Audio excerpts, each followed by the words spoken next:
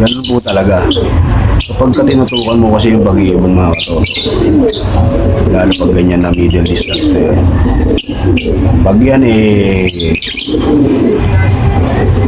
minotivate mo, tapos kinargahan mo ng konti, no, taas pa ranging ka ng 3 times a day, yan po yung kalalabasan yan.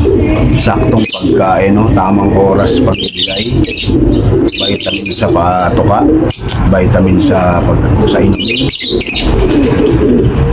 Yan po yung resulta ng pagsisikap po ng ating mga pansyer para maging maganda po yung uwi ng kanilang mga wagyo. Wala po talaga yan sa sa lahi. Kung minsan po, hindi po pamantayan yung materialismo kung kanino man galing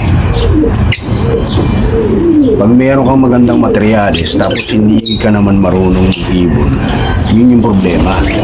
Lalabas na tonto yung ibon.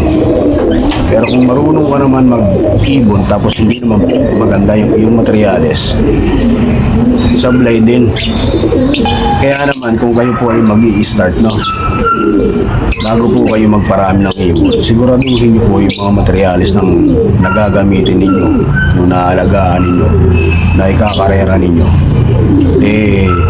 magandang klase na, kasi sayang po yung yung panahon, sayang yung mga maintenance, yung mga patuka,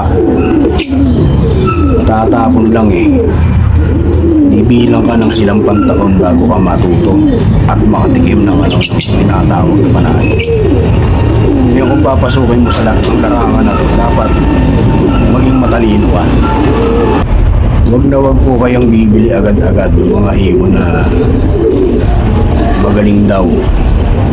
Mahirap po kasi patunayan magaling daw Dapat po talaga ilalaro mo yan.